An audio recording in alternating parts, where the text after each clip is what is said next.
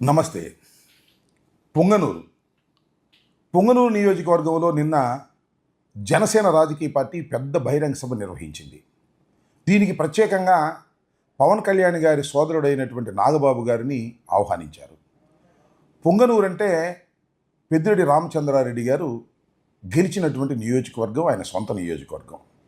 కేవలం 11 సీట్లు మాత్రమే గెలిచినటువంటి వైఎస్ఆర్ కాంగ్రెస్ పార్టీలో పొంగనూరు నుంచి పెద్దిరెడ్డి రామచంద్రారెడ్డి గారు ఘన విజయం సాధించారు. చాలా కీలకమైనటువంటి నేత వైఎస్ఆర్ కాంగ్రెస్ పార్టీకి.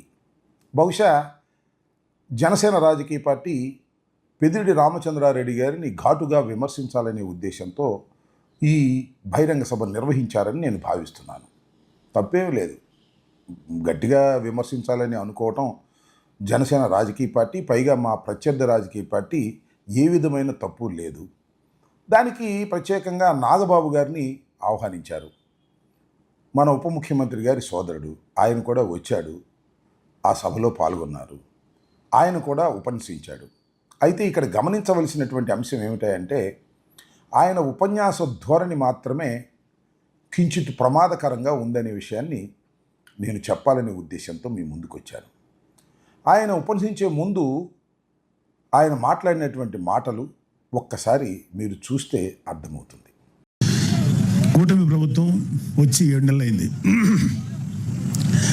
ఇంకా అది చేయలేదు, ఇంకా అది చేయలేదు, ఇది చేయలేదు, ఆ స్కీమ్ రాలేదు, ఈ వెల్ఫేర్ స్కీమ్ రాలేదని నోటుకొచ్చినట్లు వాగే వైసీపీ గోండాలకి, కుక్కలకి, వైసీపీ సన్నాసులకి ఒక విషయం చూశారు కదా, ఎంత అహంకారపూరితమైనటువంటి మాటలు నాగబాబు గారు మాట్లాడుతున్నారు.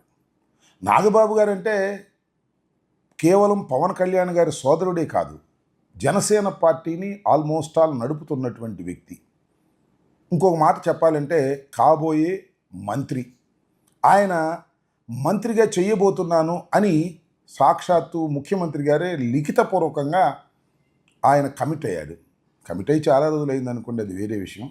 కానీ భారత రాజకీయాల్లో ఎక్కడా కూడా లిఖితపూర్వకంగా త్వరలో ఈయన్ని మేము క్యాబినెట్లోకి తీసుకుంటున్నాము అని లిఖితపూర్వకంగా హామీ ఇచ్చినటువంటి సందర్భాలే లేవు. మరి ఎందుకు హామీ ఇచ్చారు, దాని వ్యూహం ఏమిటో మనకు తెలియదు అనుకోండి, అది వారి సొంత వ్యవహారం.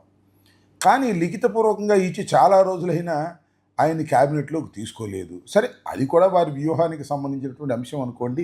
ఏమి జరగబోతుందో, ఏమి జరుగుతుందో తర్వాత మనం చూద్దాం. కాబోయే మంత్రి, అదేవిధంగా పవన్ కళ్యాణ్ గారి సోదరుడు, జనసేన పార్టీని భుజాన వేసుకొని నడిపేటటువంటి వ్యక్తి ఈ రకమైన అహంకారపూరితమైనటువంటి మాటలు మాట్లాడితే ఇది పార్టీకి మంచిదవుతుందా అనేది వారికి నేను సుహృద్భావ వాతావరణంలో చెప్పే ప్రయత్నం చేస్తున్నా. మీరెవరండి చెప్పడానికి? మా ఇష్టం వచ్చినట్టు మాట్లాడుకుంటాం. మా జనసేన వేదిక, మా వేదిక మీదకి ఏ విధంగా అయినా మాట్లాడతాం, దూషిస్తాం, ఎదుటి వాళ్ళని ఇష్టం వచ్చినట్టుగా మాట్లాడతాం అంటే అది మీ కర్మ అని నేను అడుగుతా ఉన్నా అని చెప్పదలుచుకున్నాను. ఏంటంటే అహంకారపూరితంగా చాలామంది మాట్లాడారు. మాట్లాడిన మాటలన్నీ మనకు వినిపిస్తూనే ఉన్నాయి చాలా సందర్భాల్లో. వాళ్ళు రాజకీయాల్లో ఏ స్థాయికి వెళ్ళారో ఒకసారి ఆలోచించుకోవాలి, ఆత్మవిమర్శ చేసుకోవాలని నేను చెప్పదలుచుకున్నా. నాగబాబు గారి అహంకారపూరితమైనటువంటి మాటలు జనసేనను నట్టేట ముంచే ప్రమాదం ఉన్నది అని ఆ నాయకత్వం గ్రహించి మంచి సాంప్రదాయాలను రాజకీయాల్లోకి తీసుకొస్తే మంచిది అనేది నా అభిప్రాయం. ఇంకా రెండో విషయానికి వచ్చినప్పుడు, పవన్ కళ్యాణ్ గారు నిన్న ఉదయమే తెల్లారుజామున ముద్రగడ పద్మనాభం గారి ఇంటి మీద దారుణమైన దాడి జరిగింది. ఆ దాడి చేసినటువంటి వ్యక్తి ఒక జనసేన పార్టీ కార్యకర్తనని ఆయనే చెప్పుకున్నాడు. మరి ఉన్మాదో, తాగుబోతో ఎవరైనా కానీ జనసేన పార్టీ అన్న తర్వాత పవన్ కళ్యాణ్ గారు దాన్ని రియాక్ట్ కావాలి, లేదా వారి పార్టీ రియాక్ట్ కావాలి. వాళ్ళ పార్టీలో అక్కడక్కడ రియాక్ట్ అయ్యారు. ఆయన జనసేనకు సంబంధం లేదని అన్నారు. 100కి 100 పాళ్ళు అతను జనసేన కార్యకర్త. పెద్ద గుర్తింపు కార్యకర్త అవునో కాదో మనకు తెలియదు.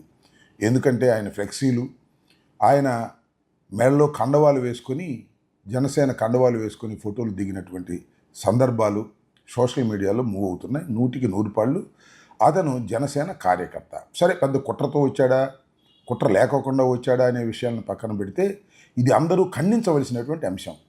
ముద్దగడ పద్మనాభం గారు ఒక నిస్వార్థ రాజకీయ నాయకుడు. కాపు కులంలో ఆయన ప్రముఖుడే కాకుండా కాపు కులానికి మేలు చేయాలని ఉద్యమాలు నడిపినటువంటి వ్యక్తి. అలాంటి వ్యక్తి ఇంటి మీద దాడి జరిగితే పవన్ కళ్యాణ్ గారు కాముగా ఉండటం సమంజసం కాదు. సరే, కాముగా ఉంటే ఉన్నారు పో. చాలా సందర్భాలు అనేవాడు మీకు గుర్తుందా? నా మీద విమర్శ చేయాలంటే జగన్మోహన్ రెడ్డి గారు మళ్ళీ కాపుల్ని తీసుకొచ్చి నా మీద విమర్శ చేస్తాడు, ఇదేం అన్యాయం అని మాట్లాడేవాడు.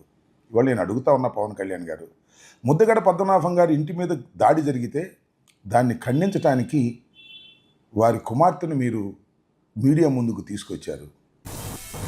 లంపూడ్లో నాన్నగారింటి దగ్గర దాడి జరిగిందని టీవీలో చూసి చాలా బాధపడ్డారు. ఇలాంటి దాడులు ఎక్కడా ఎవరి మీద జరగకూడదు.